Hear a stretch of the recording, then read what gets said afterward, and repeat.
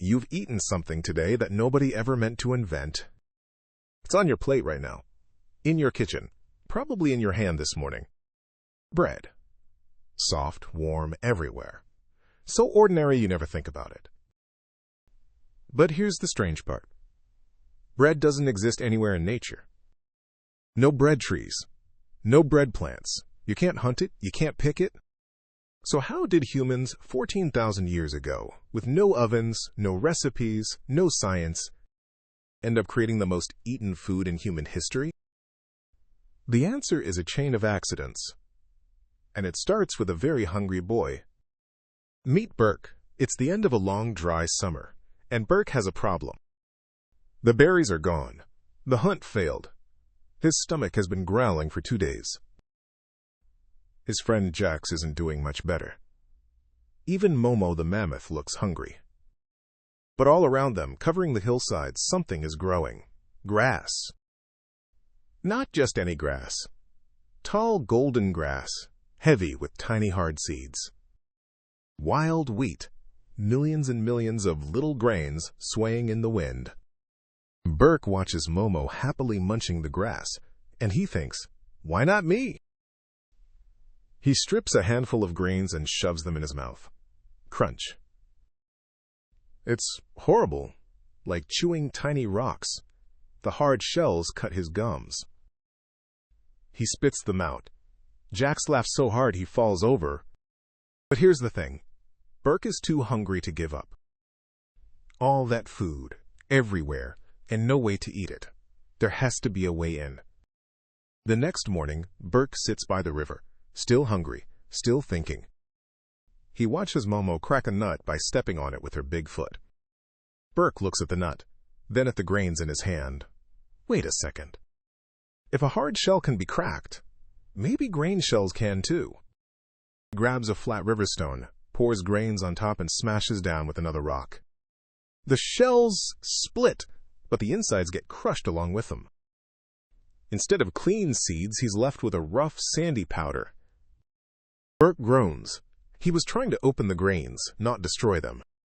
But then he licks a finger, dabs the powder, and tastes it. No sharp shells. No cutting edges. It's soft. It's almost sweet. He hasn't ruined the grain. He's unlocked it. He just doesn't know it yet. Burk has just invented flour. By accident. While trying to do something else. There's just one problem with powder. Try eating a handful of dry flour. Burk does. It puffs into a cloud. He coughs. Jax falls over laughing again. It sticks to his throat. It's food, but it's impossible food.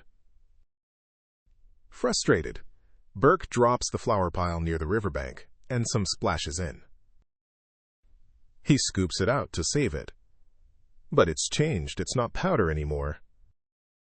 It's a soft, stretchy blob. Like mud, but it holds together in his hands. Burk squishes it, pulls it. It stretches like nothing he's ever touched. Nervously, he tastes a tiny bit. It's bland, but it's easy to swallow. He mixes more flour with more water. Now they have a wet, gray paste. For weeks, this is dinner. Grain paste. Grain soup. Grain sludge. It keeps their bellies full. But let's be honest, it's miserable. Nobody would eat this for 14,000 years. Something has to happen. And one cold night, it does. It's evening. The fire is crackling. Flat stones around it are hot from the flames. Burk is carrying a bowl of grain paste to Jax when Momo's tail sweeps past. Burk trips. The bowl flies. The paste splats right onto a hot flat stone. Burk lunges to scrape it off before it's wasted, but then he stops. The paste is sizzling, bubbling at the edges, and that smell. A warm, toasty smell fills the air. Jax's head turns. Even Momo sniffs. The gray sludge is turning golden. Its edges curl and crisp. Burk pokes it with a stick and flips it over. The bottom is browned. When it cools, he tears off a piece. It's warm, chewy, crispy at the edge. He takes a bite. His eyes go wide. This is nothing like the sludge. It's delicious. Jax grabs a piece. Then another. They're grinning like maniacs. Fire didn't just cook the paste. It transformed it into something new. This is flatbread, the first bread on Earth, born from a trip and a spill. And real archaeology backs this up. The oldest bread ever found is a flatbread, 14,000 years old, from a fireplace in Jordan. Flatbread changes everything. Now the Golden Hills really are food. Every day, Burk and Jax smash grain, mix paste, and cook flat, crispy bread. But the biggest discovery of all is still hiding. And it needs one more accident. One warm afternoon, Burk mixes a big bowl of paste for dinner. But before he can cook it, Momo wanders off toward the forest. A baby mammoth on the loose is a big problem. Burk and Jax chase after her. They don't come back until the next day. The bowl sits forgotten in the warm sun. When Burk finally returns, he grabs the bowl and freezes. The paste has grown. It's puffed up, nearly spilling over the edge.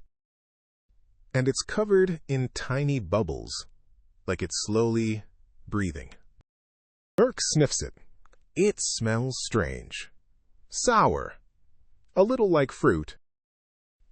Jax says throw it out. It's clearly ruined, maybe even cursed. But Burk is too hungry to waste a whole bowl. He slaps it onto the hot stone anyway. And what comes off that stone is not flatbread. It's thick. It's soft. It's full of tiny air pockets, light as a cloud. It's the best thing either of them has ever tasted. But why? What happened in that bowl?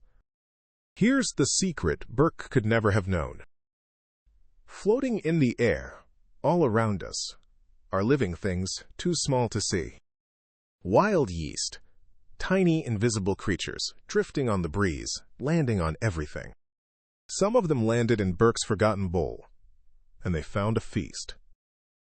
Yeast eats the sugars in grain paste, and as it eats, it burps out tiny puffs of gas. Thousands of tiny burps became thousands of tiny bubbles, trapped in the stretchy dough. That's what made it rise, that's what made it soft. Invisible creatures, blowing tiny balloons. Burk couldn't see any of that. To him, leaving the bowl out was simply magic. So he did what any good scientist would do. He repeated the accident. Mix the paste. Leave it in the warm air. Wait. Then bake. It worked every single time. Humans wouldn't actually see yeast under a microscope for thousands of years. Which means people baked with creatures they didn't know existed for most of human history. So how did bread begin? Not with a recipe, with a chain of accidents. A hungry boy who wouldn't give up on grass seeds. A smashing stone that made powder instead of opening shells. A splash of water that turned powder into dough. A clumsy trip that landed dinner on a hot stone. And a runaway mammoth that left a bowl out just long enough for invisible creatures to move in. Remove any one accident, and there's no toast, no sandwiches, no pizza, no birthday cake. So tomorrow morning, take a look at your bread before you bite it. Those little holes inside? Each one is a tiny bubble, blown by the same invisible creatures from Burk's forgotten bowl. You're not just eating breakfast, you're eating a 14,000-year-old accident. See you in the next mystery.